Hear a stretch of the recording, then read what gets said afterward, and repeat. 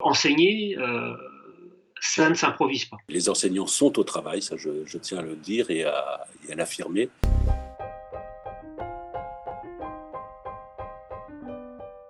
Dès lundi et jusqu'à nouvel ordre, les crèches, les écoles, les collèges, les lycées et les universités seront fermés.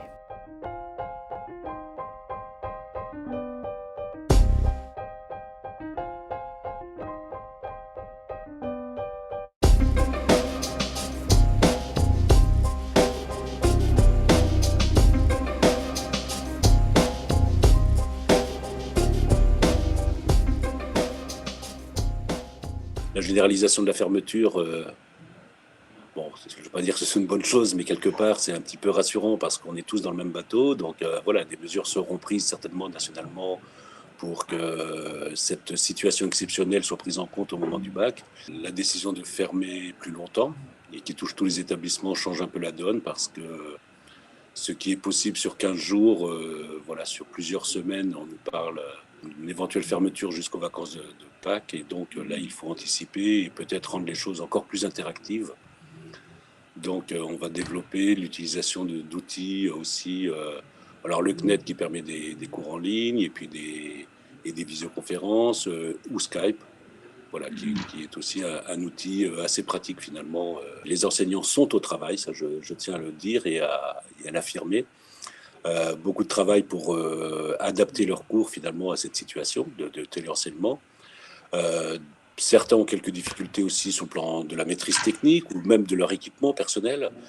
On a reçu des liens pour des formations, on va dire, un petit peu express, faire en sorte que l'ensemble des collègues puissent maîtriser l'outil informatique et maîtriser ces nouvelles plateformes. Je suis enseignant depuis 27 ans. C'est une grande première dans l'éducation nationale pour le premier degré que cet enseignement à distance. Chez nos jeunes élèves, il faut bien prendre conscience qu'ils vont avoir besoin d'un adulte, d'un parent à côté d'eux, qui ne sera pas forcément disponible. Enseigner, ça ne s'improvise pas. La distance rajoute encore de la difficulté.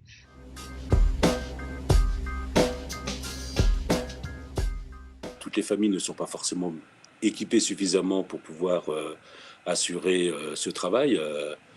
Soit une connexion Internet qui peut être un peu trop juste, soit un seul poste de travail avec plusieurs enfants à la maison, voire les parents en télétravail. Donc il faut partager aussi la ressource numérique au sein de la famille. Donc là, on va faire un sondage via les professeurs principaux auprès de toutes les familles pour voir les difficultés auxquelles elles sont confrontées à chaque élève pour pouvoir se connecter dans de bonnes conditions. Et éventuellement, si ils ne sont pas trop nombreux, on va proposer aux élèves éventuellement de venir dans l'établissement en les mettant un par salle pour éviter toute promiscuité et tout, bien sûr, risque de contamination. Et donc, voilà, pour pouvoir aider quand même les élèves qui auraient à souffrir d'un manque d'équipement familial. On fait vraiment du mieux qu'on peut.